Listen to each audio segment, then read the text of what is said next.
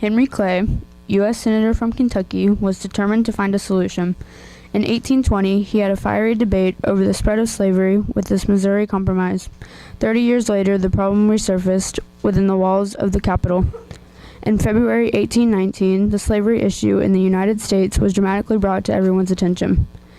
There were many factors contributing to the compromises of 1820 and 1850, but the main contributing factors were the U.S. recently acquired a vast territory, the result of war with Mexico.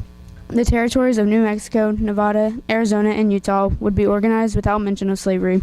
The decision would be made by territories' inhabitants later when they applied for statehood.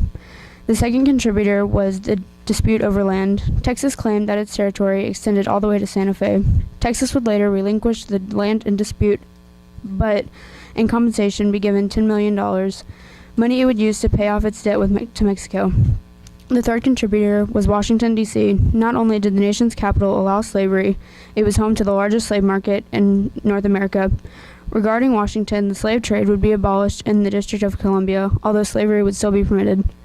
The fourth and final contributor was California, a territory that had tremendously grown with the gold rush of 1849, had petitioned to Congress to enter the Union as a free state. Ever since the Missouri Compromise, the balance between slave states and free states had been maintained. Any proposal that threatened this balance would almost certainly not win approval. Later, California would be admitted as a free state.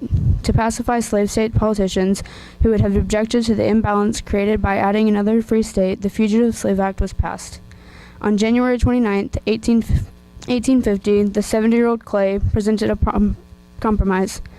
For 8 months, members of Congress, led by Clay, Daniel Webster, Senator from Massachusetts, John C. Calhoun, Senator from South Carolina, debated the compromise.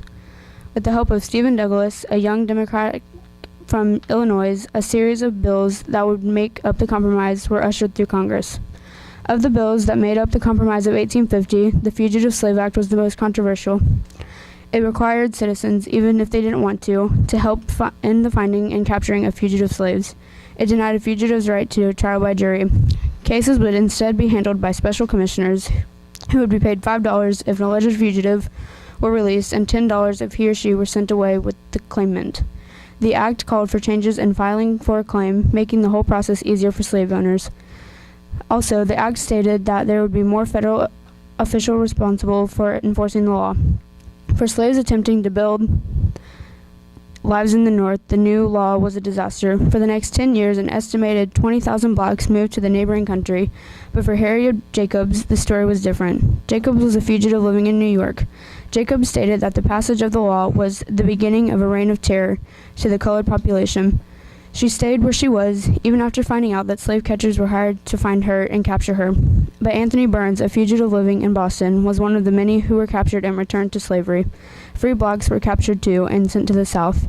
Without the legal right to plead their case, they couldn't do anything to stop it.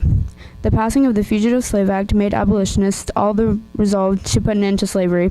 The Underground Railroad became more active, reaching its peak between 1850 and 1860. The act also brought the slavery subject before the nation. The Compromise of 1850 did actually accomplish what it had set out to do, which was keep the nation united, but the solution wasn't long-term. Over the next decade, the country's citizens became further divided over the slavery issue. The rift would continue to grow until the nation itself divided.